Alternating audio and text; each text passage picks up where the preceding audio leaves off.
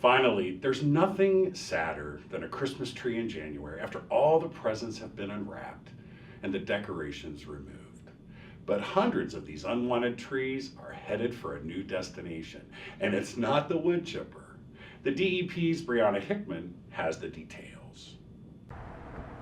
The air is heavy with the scent of evergreen as a line of cars and trucks passes through Charleston's Capital Market, each one with a pine or spruce or fir tree strapped to the back or tied to the roof.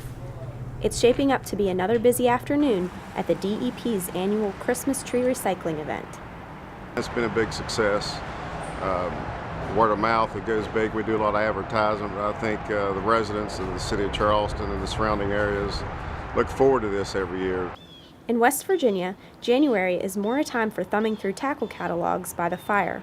Only the hardcore anglers typically venture out this time of year, but come spring, the docks, shorelines, and boat ramps of the state's reservoirs will see a marked spike in traffic.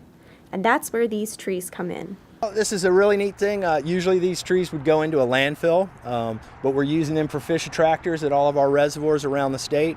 We're boxing them up and sending them off based on requests from each district biologist. We're doing that today. Some of them are going to Summersville, Sutton, and Monday they'll be going to Beech Fork and East Lynn. This is the 10th year for the program, a joint project of the DEP and the West Virginia Division of Natural Resources. Each year, the program recycles between 500 and 1,000 trees. Once they're placed in a lake, they provide cover for small bait fish, which in turn attracts the larger game fish.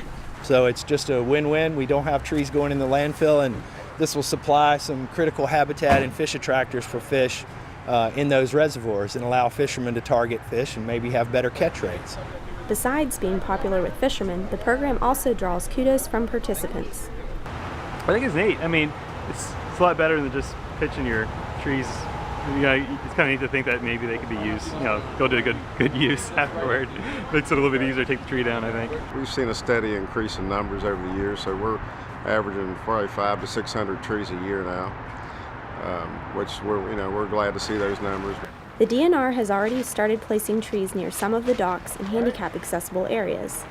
They plan to place more trees in some of the deeper waters later this spring as the reservoirs are refilled back to their summer pools. In Charleston, I'm Brianna Hickman for Environment Matters. The event is held every year on the first Saturday in January at Charleston's Capital Market. More than 600 trees were donated for recycling this year. We'll be tagging along with the DNR as they place the trees in state reservoirs later this year. That's on an upcoming edition of Environment Matters. And a quick programming note. We'll be taking our annual February hiatus next month while the legislature is in session. We'll be back with an all-new season of Environment Matters in March. We leave you now along the tailwaters of Stonewall Jackson Lake on a chilly January afternoon.